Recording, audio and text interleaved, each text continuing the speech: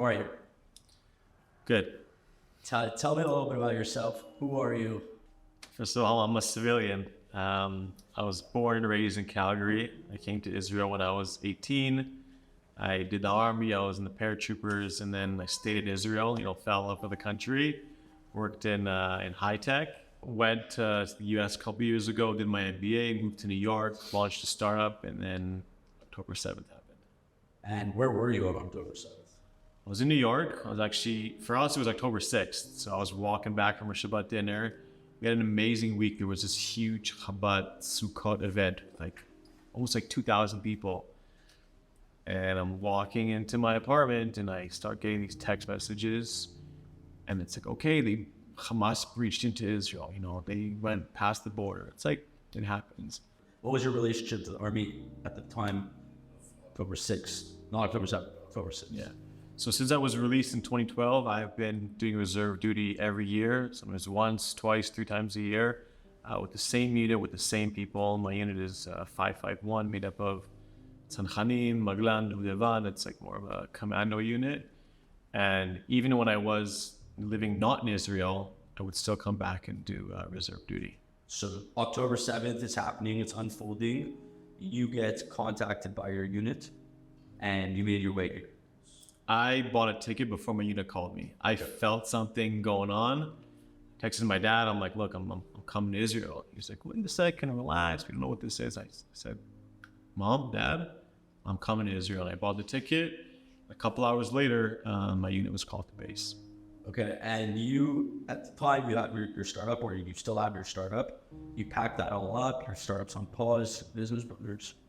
Yeah, once October 7th happened, my whole life was on pause. I didn't think about anything. Even when I was in Gaza, I had to make a mental switch, which was very hard. I'll think about friends, I'll think about work, not even think about family. I was focused on, number one, eliminating Hamas, and number two, bringing the hostages back. I wasn't thinking about anything else. And that's what happened until I was released. And so you get to Israel, October 8th. Walk me through what happens. You land in Israel. We're in chaos. I was here. Where do you go? What do you do? What do you report to? So I land in Israel. It's 5:30 p.m. on a Sunday, and I want to go to base. But my dad's like, if you don't come say bye to us, I'm going to kill you myself. So I go up north to Akko, where my family lives, and give a big hug to my grandpa, go to my parents, grab my gear. It's late, so I sleep there. And first thing in the morning, I give my parents a hug. And it was a quick goodbye because it was, my parents, by the time I got to Israel, they had 2 other boys in the army, we're 3 boys. And we're all combat soldiers, we're all on the front line. It's not like, one is in less danger. So having a 3rd boy and saying goodbye to the 3rd boy was hard for them. But I left in the morning, got to base. My unit was like, what are you doing here? You were in New York yesterday, now you're here. It was amazing, but within half an hour, I got my gear and we started training. And where do you fall into the sibling category? 3 boys, middle, oldest? I'm the oldest. Okay. So you have a lot of pressure. Yeah. I'm I was paratroopers. My brother was in the Udevan, what Fauda is based off of. And he also does reserve duty there. So it's very interesting for him. And my younger brother, he's 22. He just got released, last year and it's already back in the army. Can you tell me a little bit about your experience, what it was like before going in, but now reuniting with your unit and preparing, whether it was mentally or physically, for what's to come? We had chaos from the beginning, just like you did. We didn't know where we were going because our unit specializes in up north.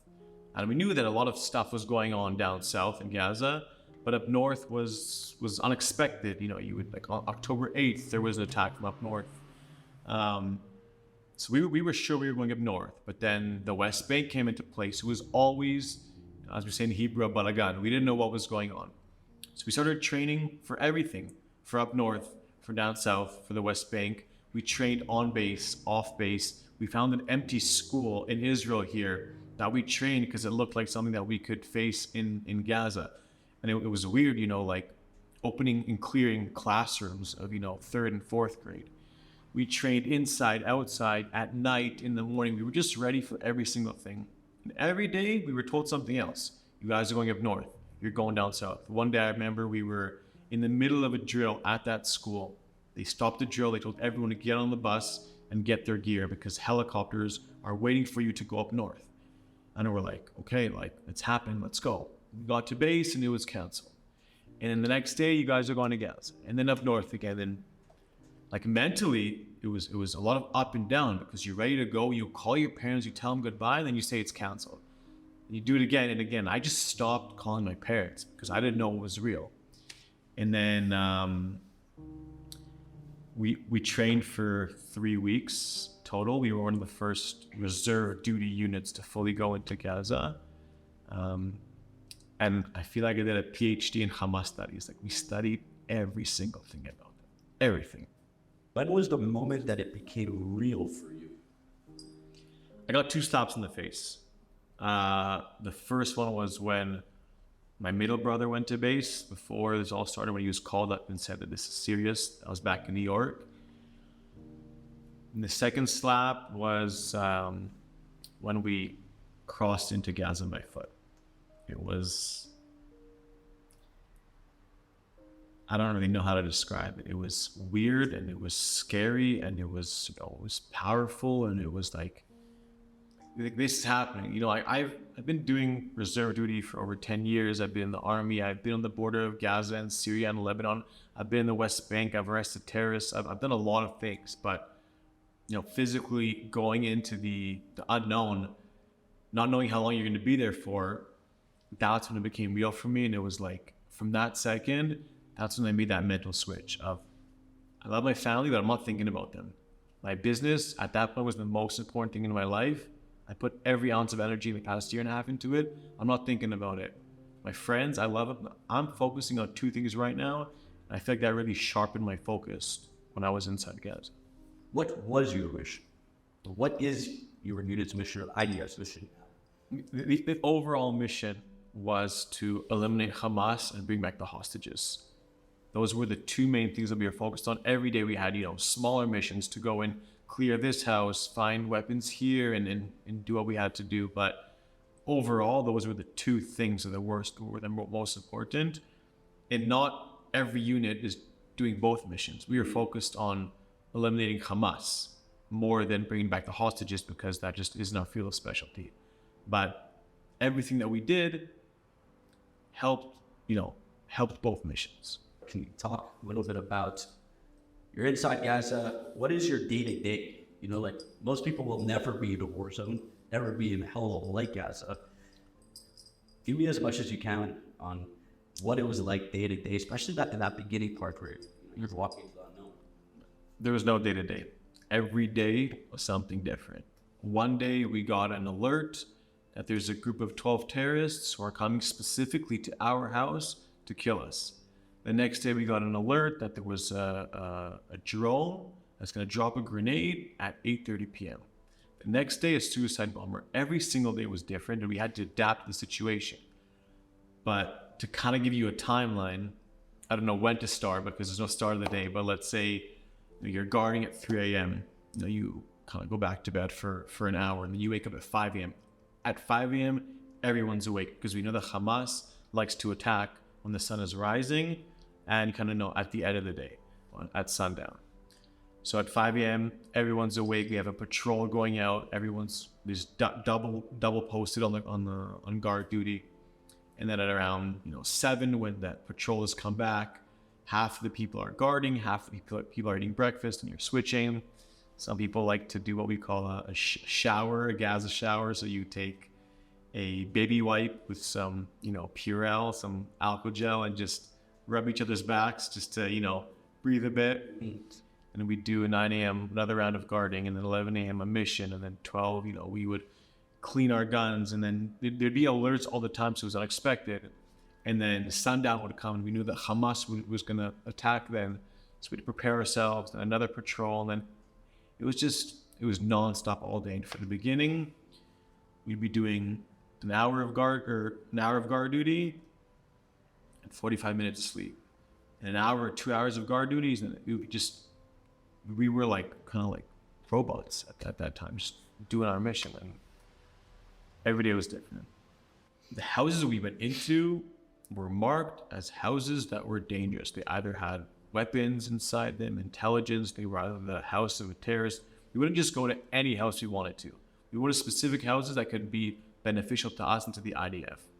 So whether it was one house, an apartment, a couple apartments, we would clear those apartments in 2 stages. Number one, we would clear them from any high risk threats, which is more, bombs or terrorists. And the second thing we would do is we would look inside those houses for different clues to terrorism, whether it was Hamas flags, whether it was weapons, whether it was, maps of tunnels, which we did find.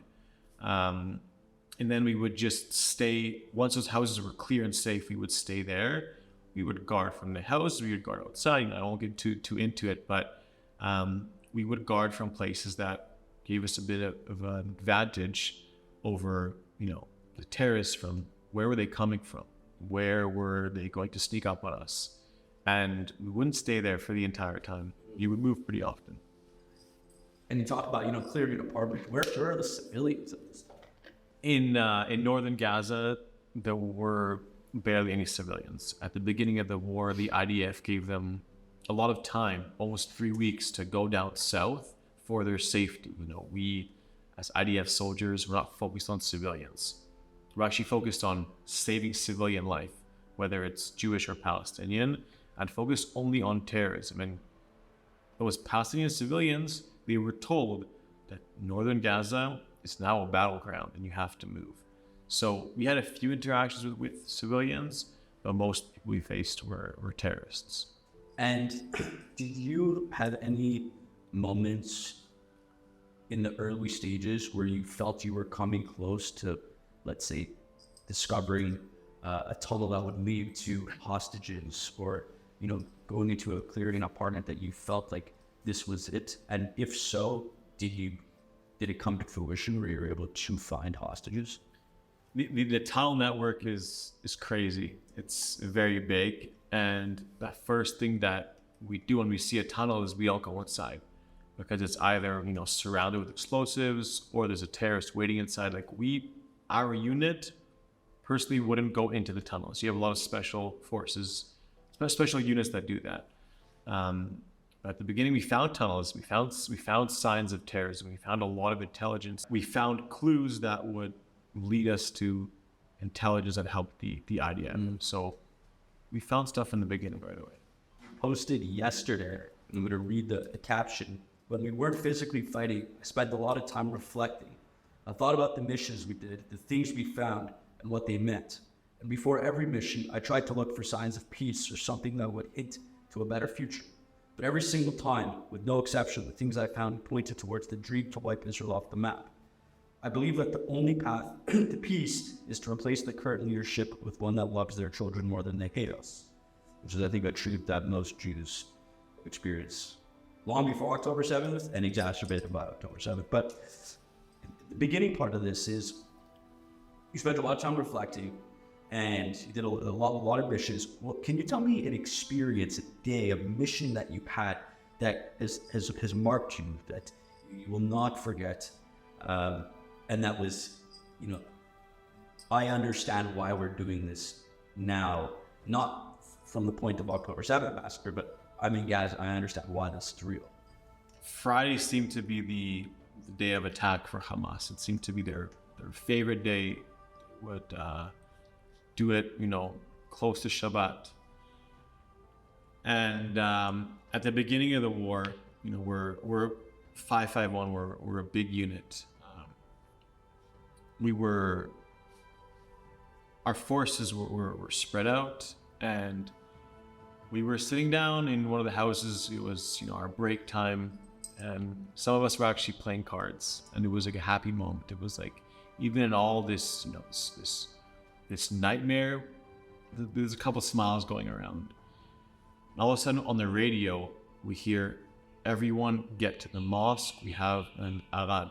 An adhan is a Irua Rav Nivgai. It means that something happened with a lot of injured. And when we train for this type of thing, the people who are acting as the injured, the soldiers who are being treated as fake injured, they're swimming around, they're moving, they're screaming, and you're trying to treat them, and they're really trying to prepare you for the real thing. So this is what I had in my mind. We have to get to the mosque because that's what we were told to go because something happened there, and it's chaos. We start running, we grab the stretchers, and we don't know what happened, but something bad happened. We get there, and there's a ton of soldiers, and basically what happened is that an explosives was remotely detonated by Hamas, and it ended up killing 4 soldiers and injuring 6. And we're outside this mosque. It's a huge mess, and you start seeing bodies being taken out on stretchers. There's ones that are covered, which you already know are dead bodies, and there's ones that you see people with no legs. You see people with no arms. A second ago, I was playing cards and laughing with their friends, and now people from my unit, 100 meters away from me, they're either dead or they're injured. And the thing is that it was silent. That was the creepy thing. No one was screaming, no one was yelling, because everyone was either dead or unconscious. And for me, that was like, okay, this is real. Everyone in this area doesn't hate the Jews or the Israelis. They want to kill the Jews. They don't want us here, and they're doing everything they can to destroy us. So that was hard for me, and eventually we went back to the apartment because there was a intelligence that there might be another bomb going off, and we wanted less injuries. And it was about 11 p.m. and we hadn't done kiddush or prayed, and I remember we prayed in the dark, like we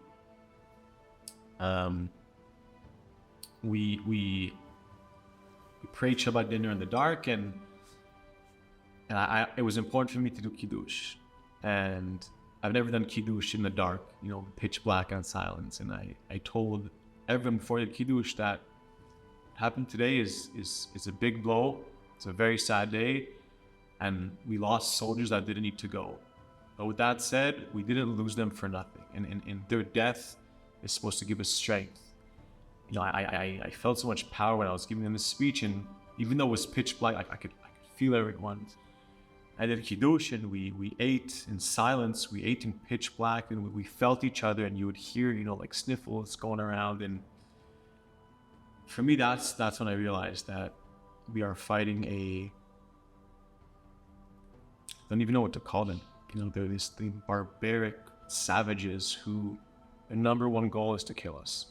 And that's when I made that switch in my mind where there's no innocent people in this specific area. None at all. So you go in, you're here, you're in Gaza. When was the first time you came out? What was that experience like? And then guide me through going back. Yeah, I mean, we got out after 2.5 weeks, and they went by really quickly. First thing I did was we got to the kibbutz we were staying at for the night. It was about, I think, 12 at night. And I opened my phone, and it hadn't been on for 2.5 weeks. Again, WhatsApp message after WhatsApp message, and Instagram and followers. My phone just it froze. It wouldn't work. I'm trying to call my parents, and it's calling, but it's not working. And my phone stopped working.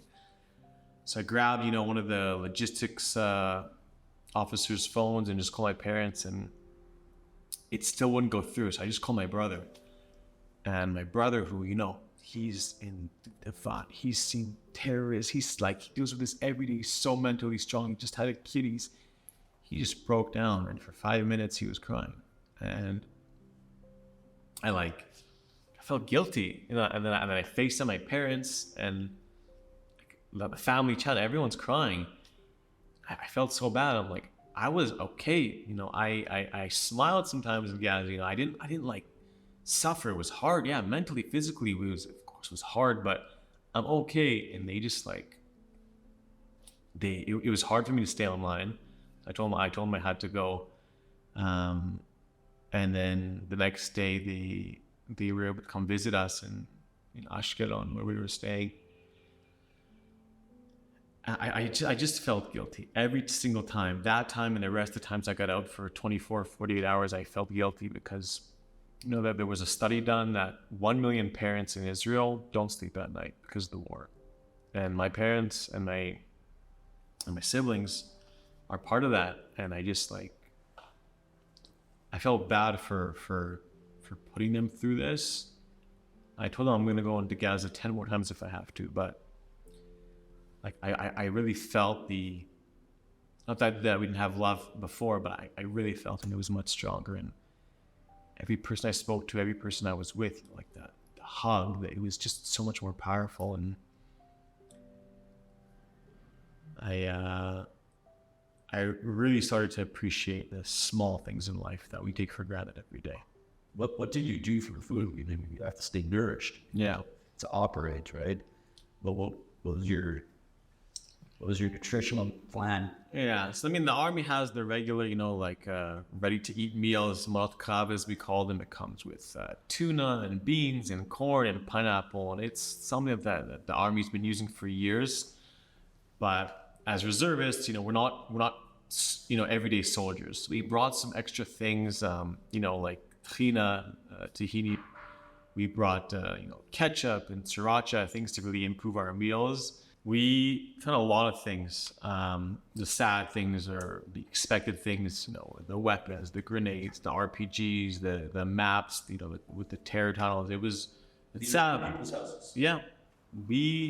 I remember walking into the room of a 7-year-old, and on one side I saw, all the pink and purple colors, something you'd maybe expect to find at some rooms of 7-year-old girls. On the other side, you'd find posters and pictures of terrorists, that they were idolizing terrorists at such a young age. And you open the closets and you find a weapon hidden under there, or you'd find some sort of intelligence. You found things that were related to terror in the rooms, and also, yes, of the 7-year-olds. So it wasn't, it eventually wasn't surprising. I don't know if there's any good things we found, but I remember going to one terrorist's house, and he had a museum under the house, and you'd find these clay pots, 1700s, labeled. You'd find a door that was 500 years old. You found a record played from back in the day. You found a lot of valuable things, and there's a rule in the army where even if you're about to destroy the house or blow up the house, you can't steal anything. You can't take anything, even if that specific diamond necklace or whatever is about to be destroyed. So no one from our unit took anything that was valuable, unless it was intelligence that we passed on. What are you seeing, being a person who is live in Gaza, fighting, defending Israel, and what are you seeing online? What's the contrast? Can you share your experience as somebody who's been in Gaza and now watching what the world is saying about Gaza, about Israel online? During the war, I opened my phone maybe 3 times. I would film with the GoPro. I'd film every day. I'd write the captions in my journal, and once I'd get out on my 24, 48-hour break, I had this team who really, really helped me. These amazing women, and I would just send them all the footage, send them the captions, and they would handle the page. But once I was released and officially mentally ready to come back to the world, I realized that us foot soldiers aren't the only ones fighting the war. You guys, outside of Gaza or Israel are also fighting a war, and the amount of hate and the amount of posts that are just completely untrue. I knew it was there, but I didn't know how bad it was. Mm-hmm. You ask, a protester a few questions about what's going on, and if you ask them one question too much, they have no clue what's going on. And I was in shock to see what was going on in the outside world, and how much the world doesn't understand what's truly going on here. And that's why I decided to keep on fighting. That's why I decided to keep posting even more. Right now I'm going to the U.S. to talk to communities, and into Canada as well, hopefully. And the war isn't over. Also in Gaza, but it's only started here on social media. The world doesn't know what's going on, and social media only really, unfortunately, helps the other side. What is the answer? Because we live in a world where, I'll say the controversial thing, followers does not equal intelligence. But we live in a world that gives credibility to people with followers. So when you go on X, you go on Instagram, and you see accounts with 100,000 plus, 500,000 plus, posting certain information, it's almost impossible to blame a follower blame a follower for believing what they see. Because if you're being pushed out the same message over and over in your own echo chambers, like, how do we break through that? How do we break through the echo chambers? And what does it feel like to you, who is holding this truth inside, and you're fighting, to bring like the light to this truth, that it's not in fact what it's being exposed to be? I don't blame them. I don't blame the followers. I don't blame the average, white or black or Asian person who has no clue about the war. They side with the Palestinians because not only is most of the world posting about pro-Palestinian things or anti-Israel things, the Wall Street Journal did that study where they just opened 10 random accounts. I think 60 or 70% were already smashed with like pro-Palestinian or anti-Israel, feed. So I don't blame them. I think that the answer is to do what the Palestinians are doing and to speak to communities that aren't of their own, to go to the black churches, to go to the Asian communities, to go to the Christians, to go to that middle ground over there who kind of doesn't know what's going on, because that's what the Palestinians are doing and we're not. And to be honest, our PR isn't the best. Like, the Palestinians have these like catchy slogans like, from the river to the sea, Palestine will be free. Like, it sounds good, to be honest with you. And what do we have? In 1948, there was a partition plan, they didn't accept it. We're always explaining ourselves and defending ourselves. And what the Palestinians are doing, they just do a much better job. So to answer your question, I feel like what the solution is to do exactly what they're doing. To not just preach to the choir, to also get to those celebrities or major influencers and try to get them to post maybe on our side. A lot of people are scared. You have the Mike Rappaports of the world who aren't scared to post and lose followers. But when people have a platform and their followers want to see one thing, they're more inclined to post that one thing, like you said, just to keep their followers. And it's wrong. So I think we need to bring people to Israel. I think we need a birthright for major influencers to come to Israel to see what's going on. I'm not saying to dismiss all the Palestinians who have died. War is sad, there's death on both ends, and not every single person that died on the other side, on the Palestinian side, was related to Hamas. But we don't have even 1% of the, of the media time that they have, and we need it. Did you believe in peace before October 7th? Yeah, look, once I was released from the army, I worked for an Arab Christian from a place where they don't really love Jews, but I saw who he was. I saw how much he respected me and how much I respected him. And, I could call him right now and he would come to pick me up from Tel Aviv, and he's in the north. I believe that the only way to peace with the Gaza Strip, with the Palestinians, is to get rid of Hamas. Get rid of the leaderships that is forcing terror on them. Hamas is brainwashing every single generation to hate us Jews, to hate us Israelis. And until that stops, we're not going to have peace. There's no two-state solution. There's no we're going to be neighbors. There's none of that. We have to get rid of the root of the problem for us to be able to get somewhere to peace. Because if each generation learns to hate us more and more and more, how are we going to achieve peace? I believe there's a path to it. I believe it can be achieved, but not in the way that's going on right now. If we eliminate Hamas, who's next? Because Hamas is being funded by Iran. They're just a proxy. Do you not believe that there will be another proxy leadership at some point in Gaza? I'll go after teaching data. Yeah, I don't think that the only problem is that there's going to be another Hamas 2.0 or another Islamic this or a Palestinian that. Hamas is also an ideology. It's not just a terrorist group. So we have to get rid of that too, and who knows how long that'll take. But I do believe that, with the world, many countries in the world do want peace in the Middle East. I know that Israelis do for sure. If we're able to at least replace the leadership, I think there's always going to be terror groups, always. But if at least the leadership, the ones who are deciding what goes in schools, how the Ministry of Health information is provided, and all these important things, and it's actually a democratic solution versus what's going on right now. I believe that even with those terror groups, we'll be able to be in a much better position than we're in today. And then we got to take out organizations like UNRWA, and thanks to people like Hillel Meyer. If we can succeed in doing that, we can succeed in essentially their funding. We can take out their funding.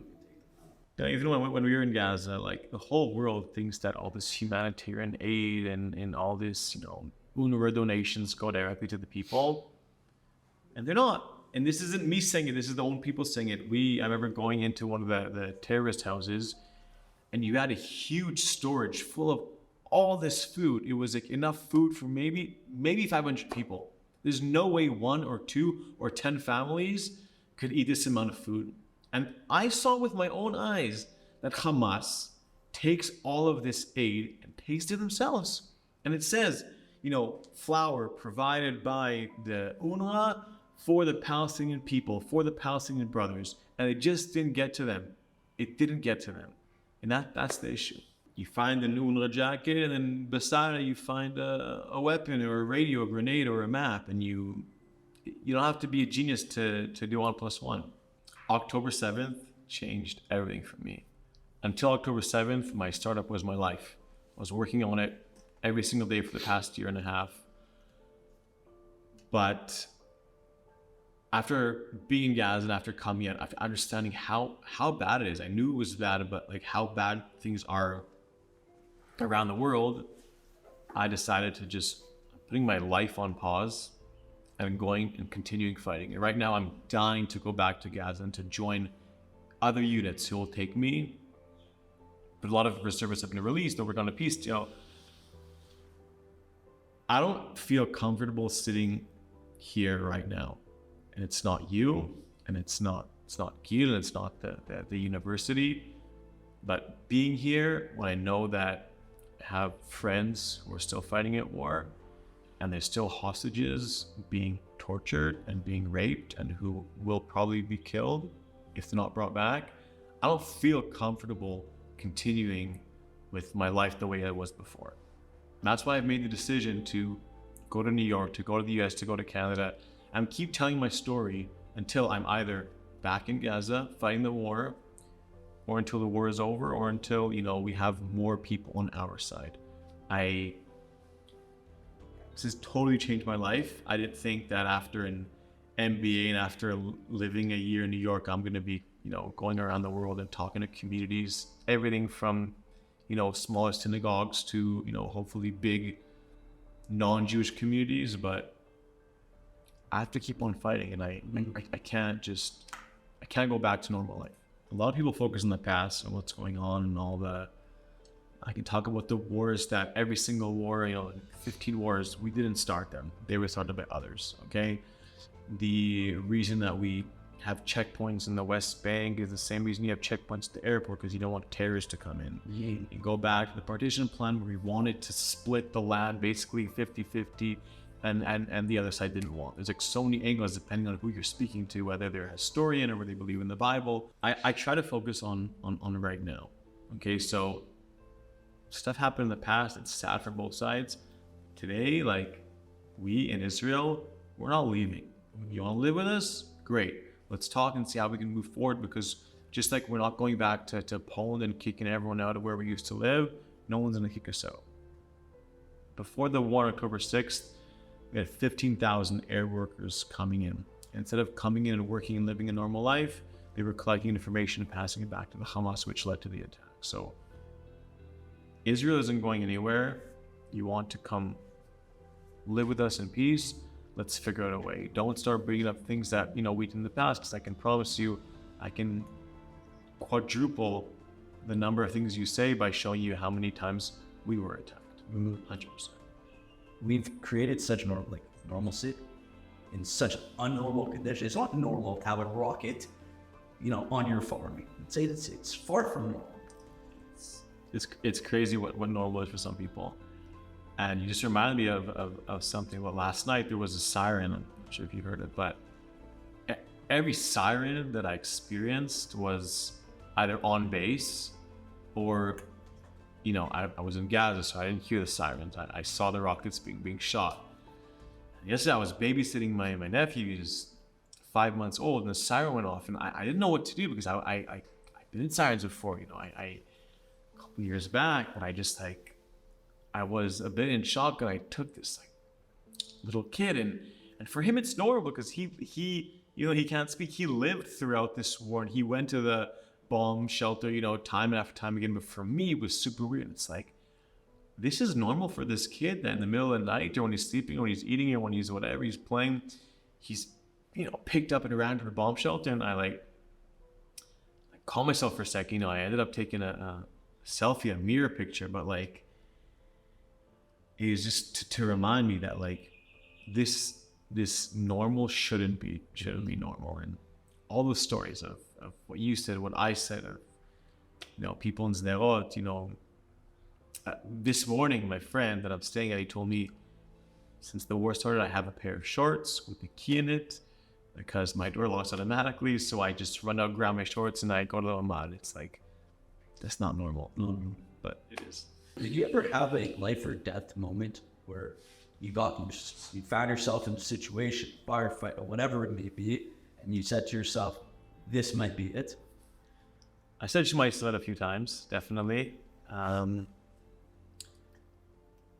think it was on the third Friday we were in Gaza. We were on the second story of a building. My friend and I were guarding, and I turned to him and asked him a question. And before he could even answer it, we heard this big boom, and we realized an RPG was shot maybe a meter away from us. And it was kind of like a video game almost, everything was shaking. There was dust everywhere. Shots are being fired. You don't know what's going on. And we're just, crawling to the room, and everyone's, one person's saying shoo, one person's saying hi, and it was a huge mess. And then you're getting shot at. You're actually getting shot at. You feel the bullets. You hear them. They're exploding right beside you. And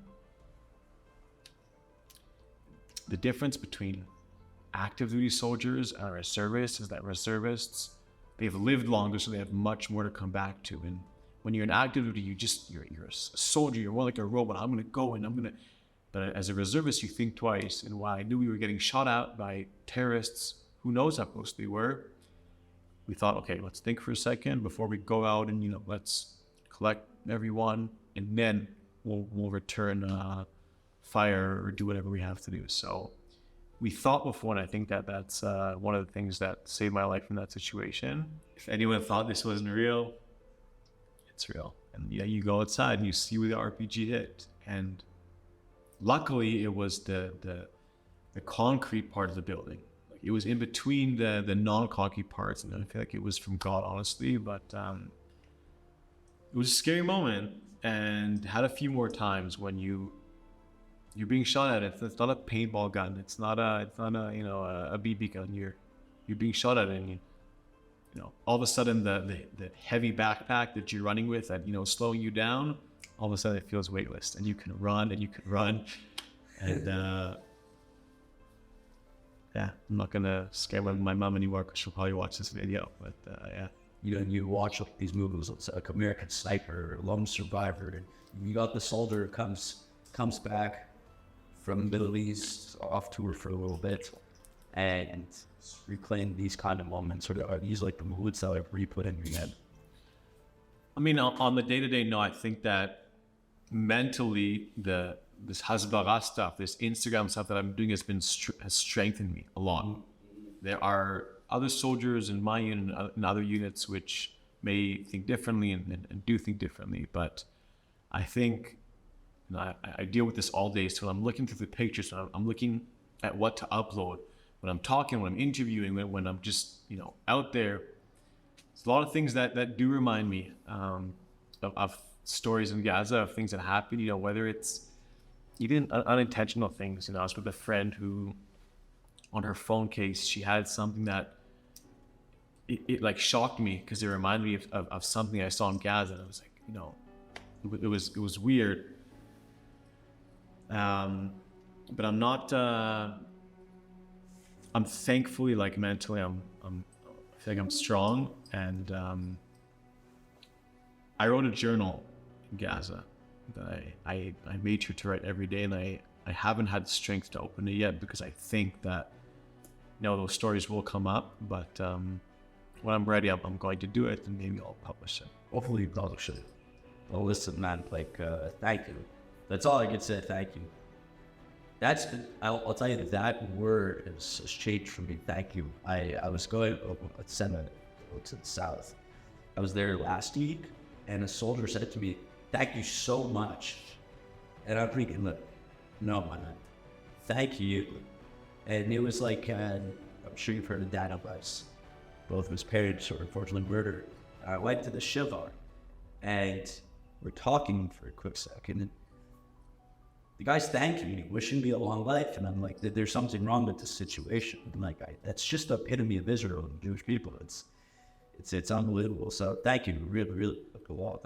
Off the record, on the record. Yeah, I just one of many soldiers, and you know, we're all part of this. It's like, just because I'm in the physical war doesn't mean that your part or Gu's part or anybody else's part is just less important. And honestly, the physical war, we can win. We know it. You know, we're much stronger than Hamas, and the IDF is the strongest army in the world. The war that you're fighting, the social media war, much harder. Mentally, I'm telling you, experience some things, but you guys are the ones that are exposing the truth of the world, and you guys deserve a huge pat on the back, because here in Tel Aviv, you should be, you know, enjoying life and eating at the best restaurants here, and, you know, meeting people, and instead you're taking your time going to visit the South and, you know, help me get my story out. So I'm making it my life mission right now to just go and speak to everyone. Everyone wants to hear, whether they agree or whether they don't. The hard questions, the soft questions, the easy ones. If you would have asked me, you know, 5 years ago, where do you imagine your life at 32? I would say in Tel Aviv, you know, probably married with kids, or working at a great startup in a great community, and being able at 7 p.m. to come home and spend time with my family and enjoy life. But it's not like that. So right now I'm living out of a suitcase. I'm single. I'm going to go and just go on this mission, because we have some people doing it, but not enough. And I feel like with my story, it brings another angle. And I don't think that Leyb is personally going to end anti-Semitism or is going to, you know, change the view of the entire world. But I do believe that, you know, I'm going to go make a difference, and that's why I'm doing this. What's your one message to the world outside of Israel, outside of the Jewish communities?